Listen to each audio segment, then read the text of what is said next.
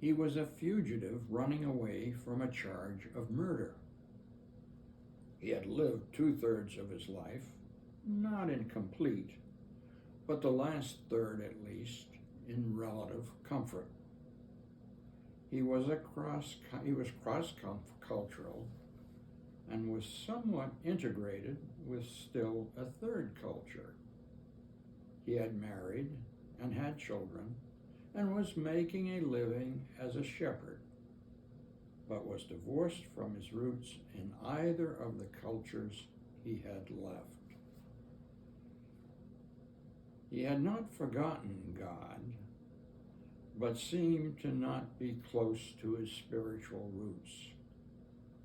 He certainly was not waiting or yearning for a call. He didn't want a leadership role. He was intelligent and had considerable life experience, but in addition to his traumatic background, maybe because of it, he stuttered.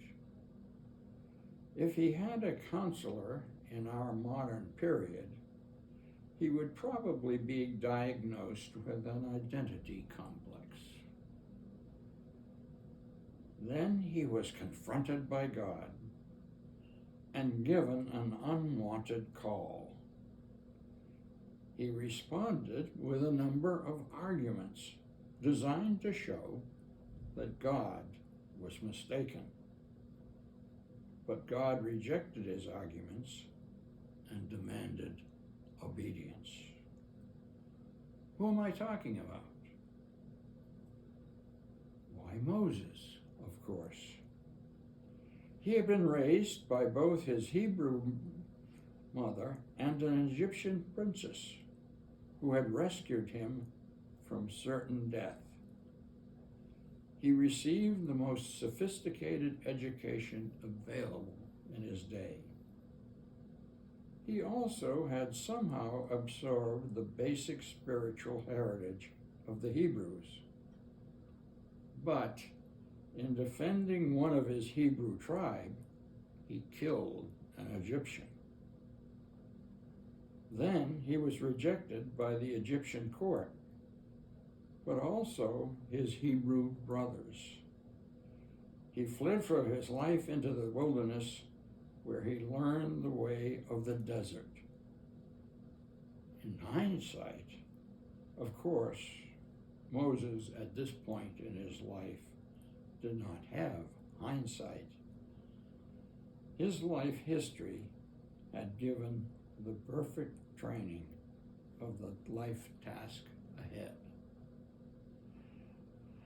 But he had numerous seemingly convincing arguments. Who are you who is speaking to me? The Hebrews will not listen. I am not eloquent. The Egyptians will kill me. I am a nobody. Somebody else would be better representative. And finally, I'm doing okay now and really don't want to do this. This was not the first time and would not be the last time that God would hear these and similar arguments. Moses, even by secular standards, went on to be one of the greatest leaders in world history. By spiritual understanding, we think got him to be a shaper of Israel into a nation and an essential link in the chain of events that led to the child in the manger and the Christ who died on the cross for our sins, rose from the dead, and was coming again. What is that to do with us? We are not among the great leaders in history, but if we know him, we are probably a small part, of those links that are part of his kingdoms.